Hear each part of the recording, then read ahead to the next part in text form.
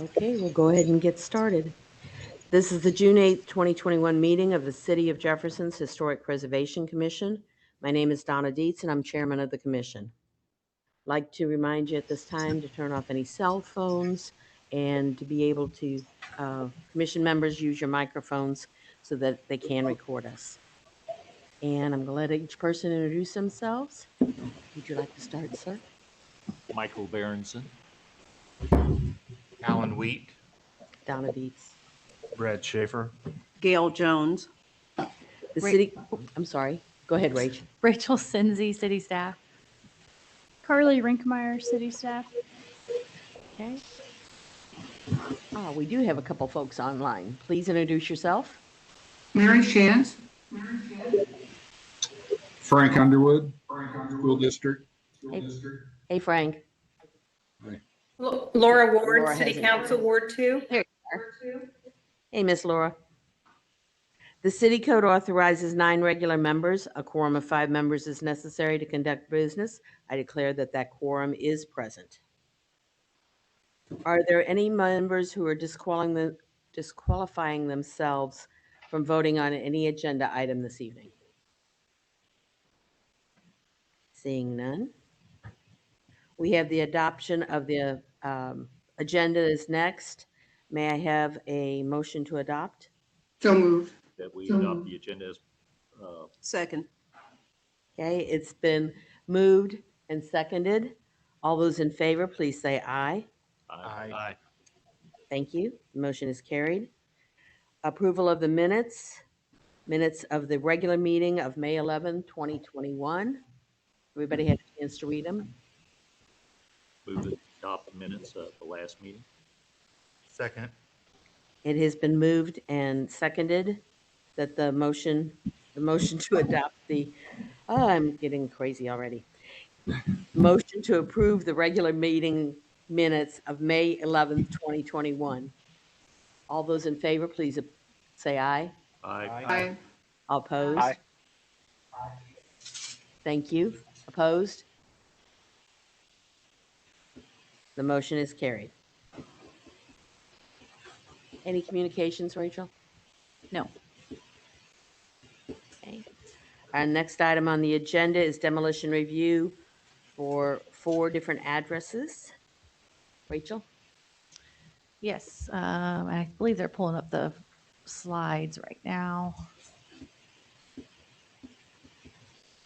Okay, the first, all 4 properties are demolition review, so all 4 of them are under 100 years old.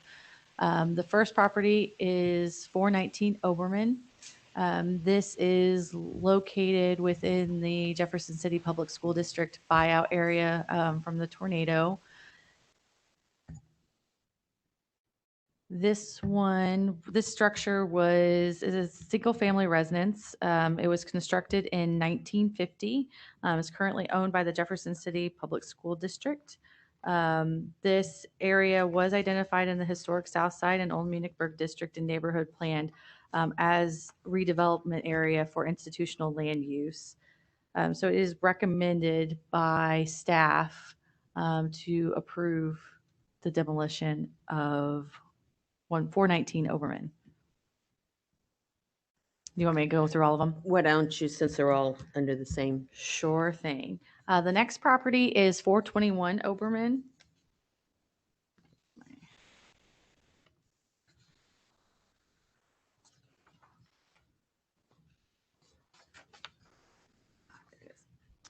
.421 Oberman Place is a single-family residential structure. According to Midmo GIS, the structure was constructed in 1954.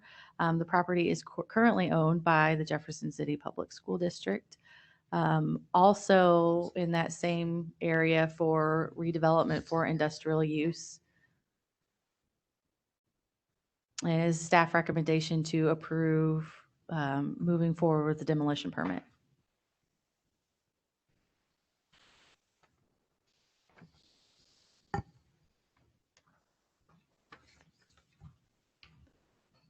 The next property is 424 Union Street. Also a single-family residential structure. Construction, it was built in 1950. The property is currently owned by Jefferson City Public School District. Also identified in the historic Southside Old Munichburg District and Neighborhood Plan as a redevelopment area for institutional land use. It is recommended in the staff report to approve the demolition.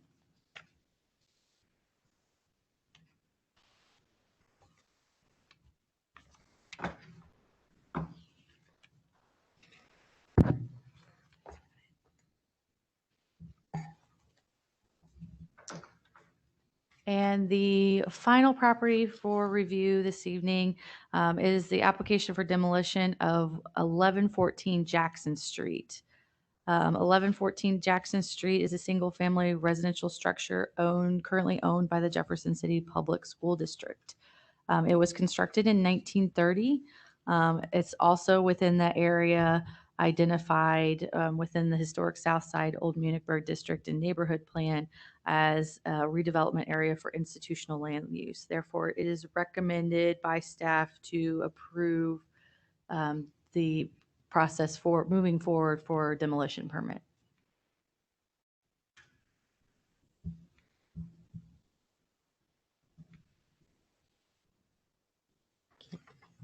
And Okay. Frank, you're online. Do you have anything to add to that? Yeah, and I know you guys haven't voted, so I hate to make any comments before you make the vote, but I do want to say our appreciation very much for the Historical Society and the work that you guys have done.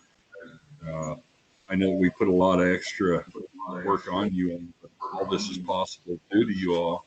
And we look forward to beginning construction soon on the new sports fields for Jefferson City High School. And again, I just want to thank everybody that's been part of this, as well as the board for consideration for every one of these properties that we've done. I think this is the last of what we'll be bringing to you, and we should be starting construction real soon. Does the commission have any questions for Frank or for Rachel? If not, I'll entertain a motion. I move that we approve the demolition of 419 Oberman, 421 Oberman, 424 Union, and 1114 Jackson. There is a motion on the floor. Do I have a second? Second. There's a motion has been made and seconded. All those in favor, please say aye. Aye. Aye. Opposed? I'm sorry, anybody online? Mary? Aye. Aye. All those opposed? Seeing none, the motion has carried. Frank, just a quick question. When is demolition supposed to happen on these? And I know there's still another one sitting up there too. Yeah, we got a little bit of time left. There's the bid for the job itself is this Thursday. And then they look to start executing some of the groundwork. We got a lot of utilities to relocate and what have you, but demolition probably the 1st of July, first couple of weeks of July anyway. Okay. And the salvage team from HCJ is already looking at it. Perfect. And if they want anything or access to the homes or whatever, they're more than welcome. Thank you. New business? Anything, Rachel? No. Okay. Other business? Other business, yes, last night, well, it's also went through the Finance Committee. Last night was the first bill reading. It looks like City Council is going to approve a larger demolition budget and abatement budget. The demolition budget was for $200,000, specifically to go after already declared dangerous buildings. When they're declared dangerous, they do not have to go through the process of the HPC or even getting well, they have to still get a permit, but they don't have to get the review process that other private property owners do because they've been declared dangerous. And I believe Carly passed around a list of, I asked our code enforcement division to put together a list of properties that if If that second bill gets passed, what properties would be his target based off of priority? And this is the list that he's provided. A lot, some of them, there are quite a few that are Bishop properties. Oh, did you get okay. And apologize for not getting in this packet. We were trying, we knew they were coming, but he was trying to prioritize at the same time. So he ended up giving us this last week. I'd be happy to answer any questions about those. I actually do have some slides. I forgot to. So he has 320 East Miller. This is right across the street from us. This one recently became apparent that it was dangerous, and you can see that the actual wall is bowing. And the dangerous part about it is it's bowing right into the neighboring property. The chimney is already partially collapsed. So it's that whole, what would that be? West wall is about ready to give way. So it's moved right up there to a priority. The next one that we're looking at is 431 West Miller. Also, we just start losing, once that roof goes, we lose the entire interior. So that's one of the ones on the list. 410 East Hess Way. I believe this is the one that had a fire. It has a fire burn, so it's still sitting. And a lot of this, most of it is demolition by neglect, but we do also have some fire burns. And then the city doesn't have the funds to be able to remove it if the property owner does not have private insurance or just abandons the responsibility as a whole. 108 Jackson. When at our last meeting, we did the section 106. We do anticipate that this will be a wet demo. This demolition we think is going to cost around $90,000 because it has to be a wet demo. So $78,000 would be some of the NSP funds, which is why it went through the 106 process, but he still has to include it to cover the overage costs. 405 East Capitol. I don't know how long that roof has been open, but there's nothing in the middle. That's I believe a Bishop property. It is a Bishop property. I know it's a Bishop property. Also 209 Jackson. And then we have a whole slew. So this is going to be a big deal because it's going to be a lot of vacant spots. So one of the things that we're talking about now moving forward is infill development. What do we replace these structures with? Most of these are in our older areas of town.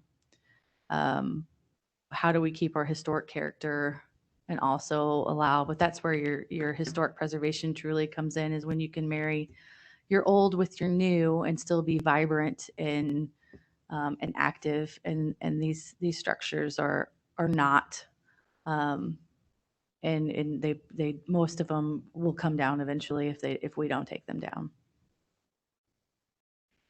I'd be happy to answer any questions. And these are still owned by individuals. They're not.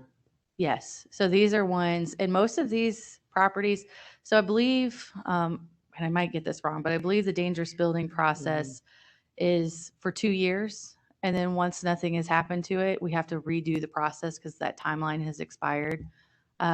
Generally what would happen if we had the funds to be able to, we would abate it, and either by making the repairs of the structure or by demolition. But because both of those budgets have remained very low, we don't have the funds to be able to go in and do this. And so then that timeline expires and they basically have to do the dangerous building process again, which includes a public hearing, and it is quite a process.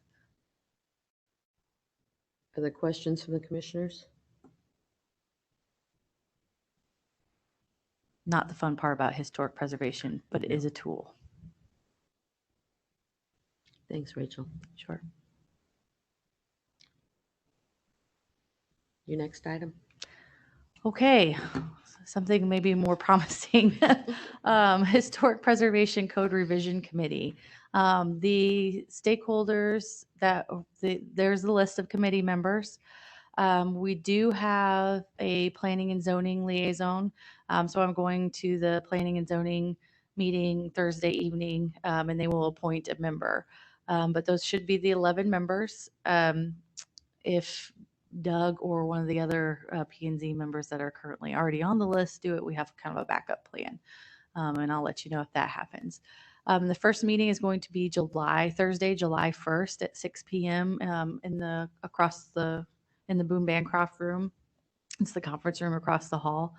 It is open to the public, but I mean, I would hope that Brad and Donna definitely come.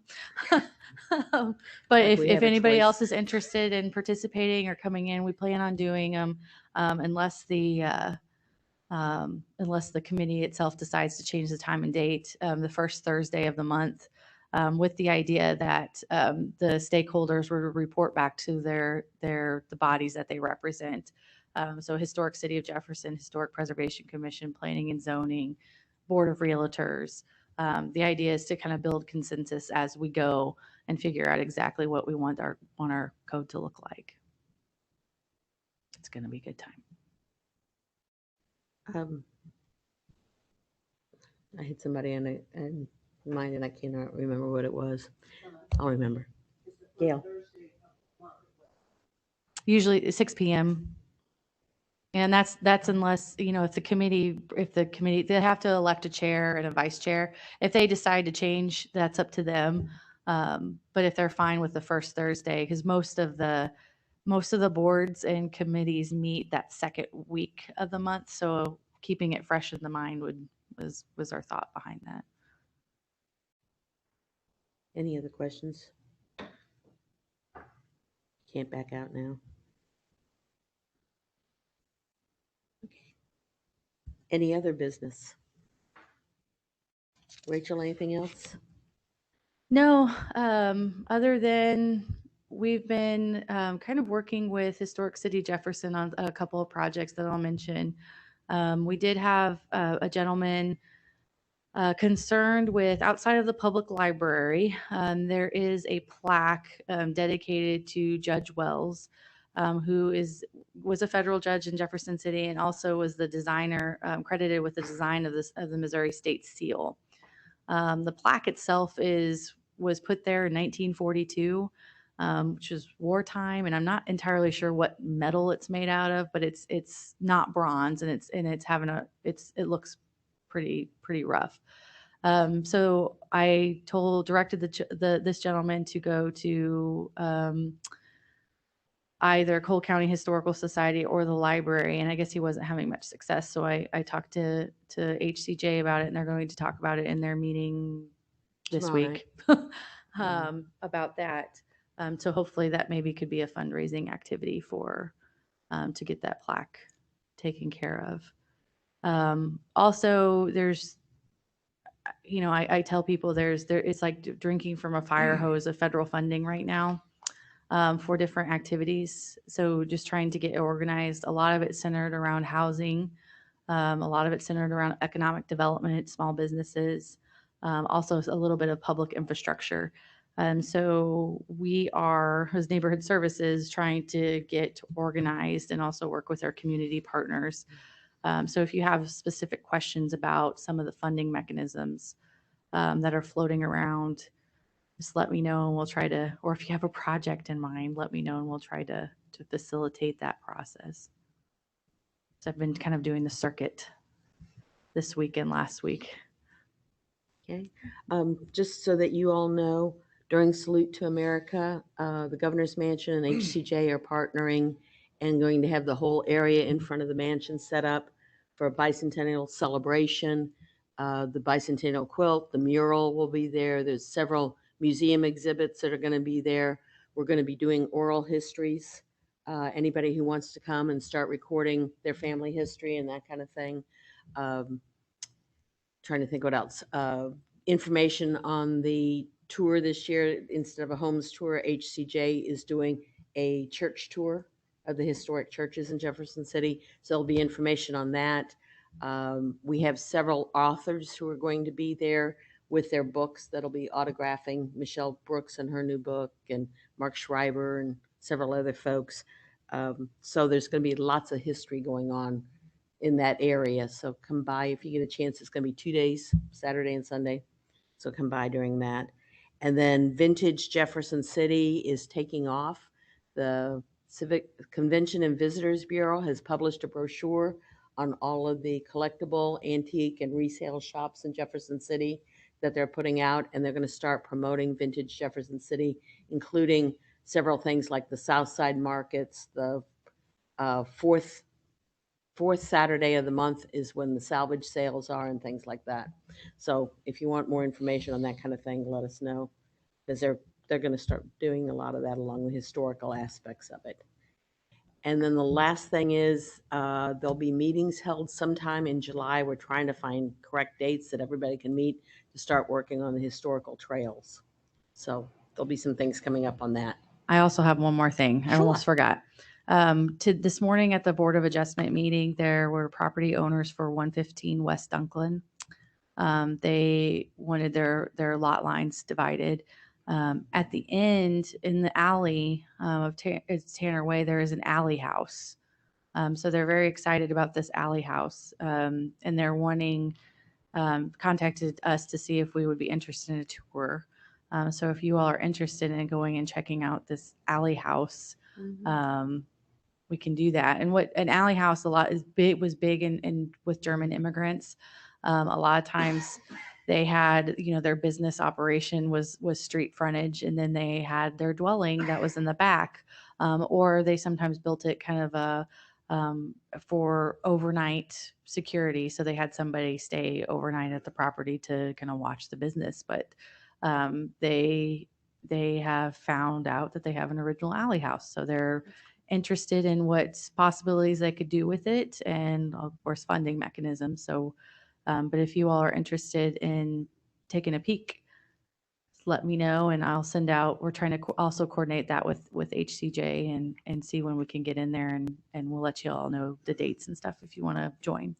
Other question, what happened with the facade committee when city council, did they address? I haven't been able to attend the past 2 meetings. So we had tried to put it on the agenda, and then it didn't make the agenda. And when we figured it out, we couldn't put it on the agenda. So it's going to be on the next agenda. Any other questions or information to come forward? If not, I'll entertain a motion to adjourn.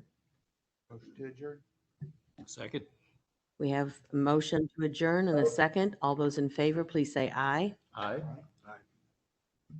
On the video, anybody? Okay, motion is carried. We are adjourned.